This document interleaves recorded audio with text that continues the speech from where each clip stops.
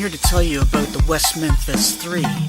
They were in prison since 1973, when had been sitting alone on death row, waiting for when it was his time to go. They were all just teenagers when they were arrested for a crime they were accused of. They were detested. They were implicated in the murders of 3 boys who died. They were pointed to by a neighbor who accused them but lied. The place it took place was Robin Hood Hills. It was a place that kids hung out to drink and take pills. Christopher Byers, Michael Moore, and Stevie Branch had been found dead. The 8-year-old's murders caused a lot of rumors which spread. Someone whispered Satanism and the flames of hatred grew higher.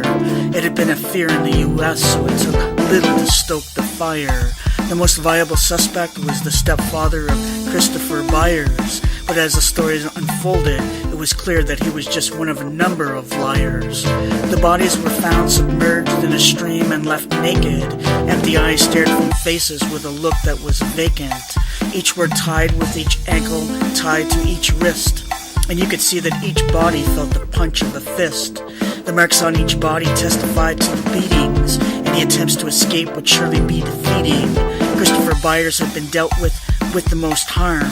His condition belied his little boy charm. His penis had been skinned, his scrotum removed. There were stabs to his genitals, clearly someone disproved. And the positions of the bodies, backs arched, genitals exposed, left the suggestion of Satanism in the way they were posed. But there also seemed to be an anger that appeared to be personal, and the cops kept on waiting for someone to be the first to tell. It's interesting that after the bodies were recovered, John Mark Byers offered information that had yet to be discovered. John Mark Byers was known to the police for numerous convictions. His violent actions towards his ex-wife earned him numerous restrictions. He sold cocaine, carried weapons, and skirted the law. He presented an unstable image to those that he saw. What his role as an undercover drug informant allowed him to be, a man who could break the law with impunity. One by one the charges were laid but then thrown away. It was clear the police wanted what he had to say. Although polygraphs were given, he never received one, even though he had used a belt that day on his stepson. The public was screaming they wanted someone to blame. They kept asking the police whether they had a name. The police felt very pressured to solve the crime. The anger was escalating with the passage of time. Just then, Gary Gitchell, the head of the detective division, suggested gang or cult activity as the subject of decision. It appealed to the masses who were already curious, and it directed the anger of those who were furious. So the public was instructed to keep their eyes open for a Satanist group using power for coping. Eventually the fingers began to point in a direction to a dark-haired boy who had experienced plenty of rejection. Damien Eccles had the right name and the right look, and they found some dark writings inside his notebook. As self-admitted Wickham, he had an interest in witchcraft, a strange sense of humor that people looked when he laughed. He'd been under the scrutiny of the county juvenile officer. His mother deferred to him as the one who had boss of her.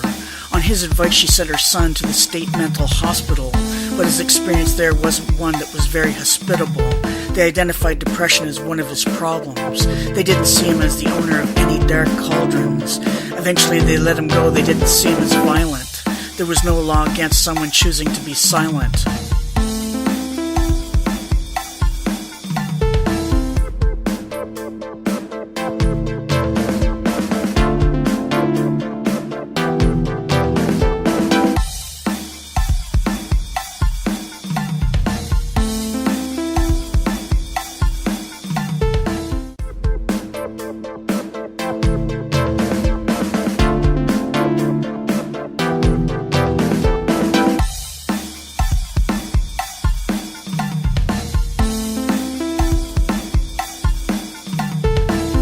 But the juvenile officer was an expert on the occult, and he thought Damien Eccles was a dangerous result. So when Satanism was suggested as the cause of the crime, it was on Damien Eccles whom he dropped a dime. But there was little evidence, so they needed a snitch, someone to point at Damien and claim him a witch.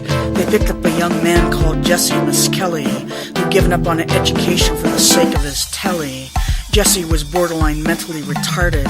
From the educational system, he'd long been discarded. At the age of 16, he was barely at a grade 4 level.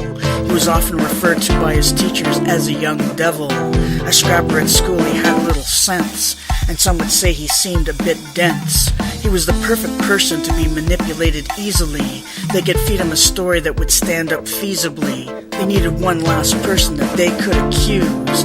They chose Jason Baldwin as the last one to lose. Jason was identified as one of Damien Eccles' friends. They thought he fit in with the Satanist trends. After all, he wore a rock concert t-shirt and long hair. The fact that they were stereotyping him, they didn't care.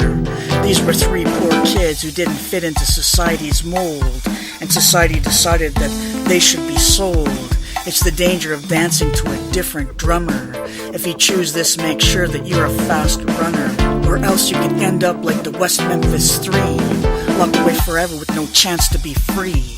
So Jesse was held and questioned for hours on end, until they were sure he knew the story they chose to bend. He wouldn't be the first kid forced into a false confession. Some kids will say anything after a long enough session, like the 4 kids who were convicted of the park runner's rape and spent years in prison before they cut through the legal tape. But Jesse's confession had serious implications. For the 2 other boys, it had serious complications.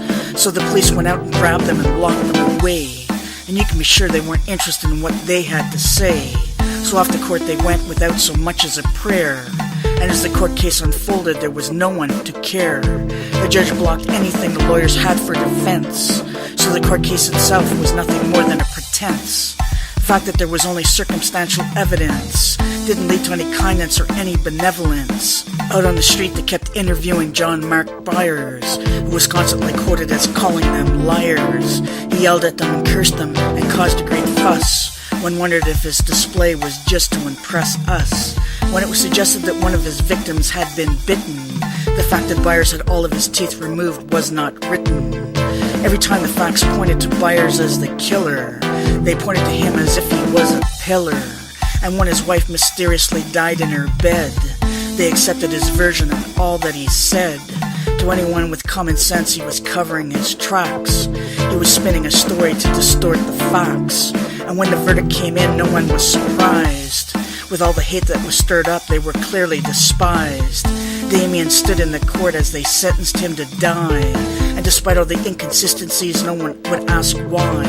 When they asked Jason Baldwin if he had anything to say, he asked why, if he was innocent, that he had to pay. Jason and Jesse were sentenced to life, too young to be married or to have a wife. The public was satisfied they would have someone's blood. It didn't matter that justice was blinded by mud. While the killer of the 3 8-year-old boys goes unacknowledged, and Damien sits on death row and hopes his sentence will be abolished. It's been 17 years since they locked him away, and they're still trying to get someone to hear what they have to say. The story has gone down as the murders by the West Memphis 3, regardless of the fact that it is not the truth and will never be.